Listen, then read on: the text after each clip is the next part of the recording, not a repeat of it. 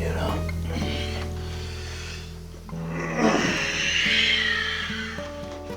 Wonder what I'm gonna have for breakfast. When there's no direct light and a thin veil of cloud keeps the stars out of sight, I can smell the colors outside on my lawn, the moist green organic that my feet tread upon, and the black oleander surrounded by blue. Good old Bailey's. I get so overwhelmed by olfactory hues. That's good.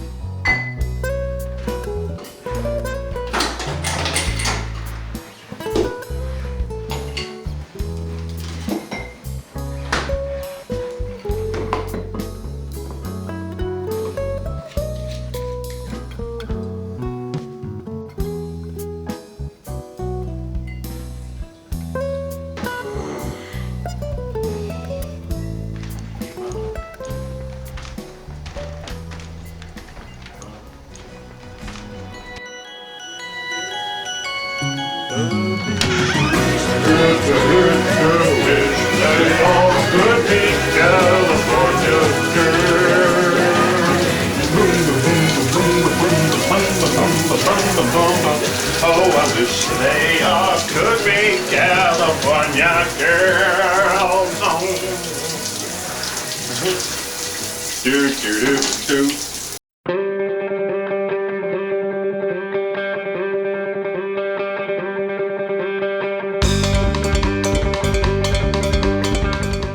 Good afternoon, Mr. Santos. How are you today? I'm doing pretty good, madam.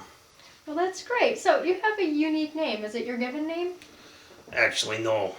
I got my name Louis Santos from this lounge singer that I met in Tucson, Arizona. He was a great man. He taught me everything I knew. And the next thing I know is, he passes away singing. So I thought, why not take his name? Okay, so tell me about your childhood then. Well, my childhood, I spent most of my time inside airport lounges because my father was a pilot and my mother was a stewardess. And the lounges were like the babysitters for me. My mom and dad would leave me in areas. I've met many famous people. I feel like that kid North. Have you ever seen that movie North? I feel like that kid. All these people wanted to adopt me, but my parents loved me. It was just that they were always on the air and they were swingers too. Really? So tell me more about your parents then.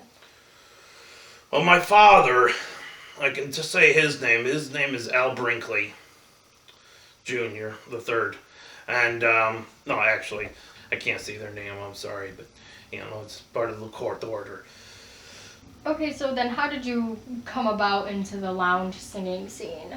Well, as I said, since I spent so much time in the lounges, I would just sit there, I'd be drinking my Coca-Cola, I'd be drinking my Pepsis, my Dr. Peppers, and, you're up there, you meet this guy, you meet that guy. Every airport has a lounge, and if not, it's usually like a couple miles away. And it wasn't like my parents didn't trust the lounge. They did. They really trusted those people. And I got to meet a lot of interesting people along the lines. I met Mel Torme in his earlier days. I met, Frankie Sinatra when he came in after a midnight flight. He wanted to adopt me. That would have been great, but no. Neil Diamond, Barry Manilow, Barry White, the two Barrys. So after your career in lounge singing ended, you had a pug. Can you tell me more about her? I watched that great movie, Men in Black. I loved it, and I saw that little dog, and when it spoke to me, it hit me. It hit me right here. So how did you go about obtaining your pug? Well, I really didn't know how to find yeah, I don't want to say an odd dog, but you know, they're not common around here. So, luckily for me, I have an old car, a classic 1963 Ford Galaxy. You know, since I've had since '63, so it's had its ups and downs. And I went to an auto show, a dog show, you know, down there at the rec center. So I went over there. I spoke to some people. They knew some people. I called those people. They sent me to these other people, and those people were up in Whitehall, Michigan, and that was the closest place that I could find a good pub. I didn't want to cheat. All my friends know the low rider. The low rider is a little higher. Bum bum bum bum bum bum bum bum bum bum. Yeah. Bum bum bum bum bum bum bum bum bum bum bum bum. Yeah. We're inseparable. Right now, though, I'm not with her right now because she's visiting, you know, some friends. I kind of feel bad because I miss her, but I will pick her up later today. We'll go play outside or something. I have that little dog. The little dog brings me a lot of joy. Is there a special lady in your life? Cherub, the pug. That's it. Strangers in the night, exchanging glances, wandering in the night. What were the chances we'd be sharing love before the night was through?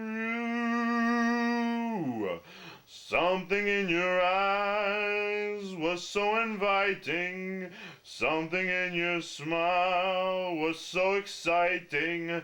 Something in my heart told me I must have you.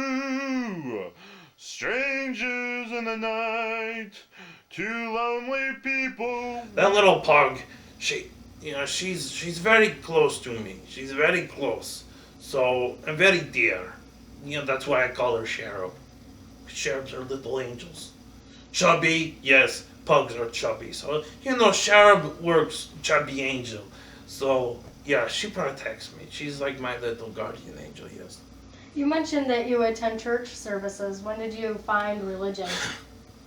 I prayed, and I needed to keep my voice in tune, so I was like Catholic Church. No, what better way? They have some of the best choirs. So I sing in the choir, I go to confessional all the time, I pray a lot.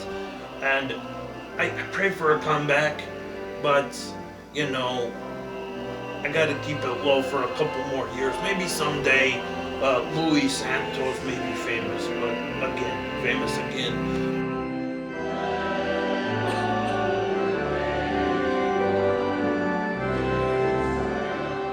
Tell me about your career in lounge singing and the downfall.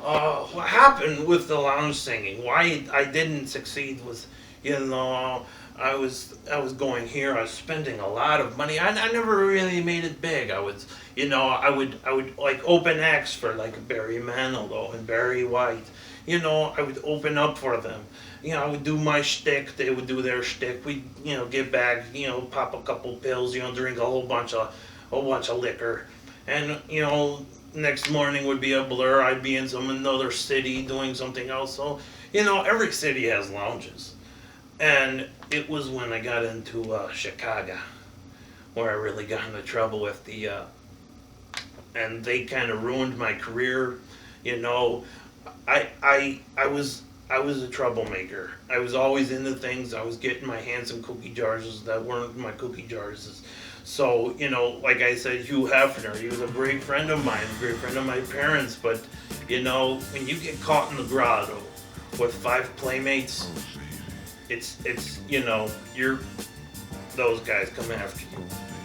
Hugh and those guys are like this. So my downfall was that I was helping these guys in this lounge called the Bapapalooza, and, you know, so when I was in this lounge in Chicago, the Bapapalooza, you know, I knew what the undergoings were. I kind of helped them to launder money and I got tipped off by the FBI, and so I had nothing to do. They were trying to ruin my career. I clearly ruined theirs. So I went into the witness protection program. And so now I'm in the great city of Toledo, Ohio, and I've become good friends with Greg Bench, who's doing a documentary on me. Since my career floundered because of the yeah, those guys, I got lonely, and I didn't really have my mojo anymore. I started to age, and I held my age very well. I just, a lot of people say I look like Chef Boyardee. Well, that was my thing. Those guys kind of tried to ruin my name. They tarnished me. The famous people, they don't associate with me because those guys could come after them at any point in time. What are you doing today Doing today? with your life? Well, what I'm doing with my life right now is I go to various bars, and I sing songs, which is one of I have a couple of favorites. I helped, and of course they had to take my names off of these credits because of the Santos. But yeah,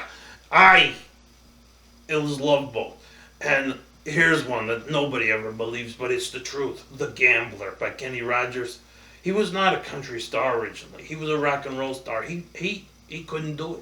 I met him in a lounge. He had like $5 in his pocket, and we wrote The Gambler together. And that was his biggest hit. He had 4 movies. I was never in the movies. No. They took me out. Do you plan on doing movies in the future? Someday. But this is my first, from my good pal Greg. I never really had any formal education either. Just airplane manuals, lounges. They taught me everything I needed to know. Television, Love Boat.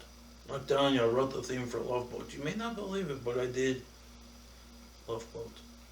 So, then, is there anything that you would like everybody to know about you to conclude this interview?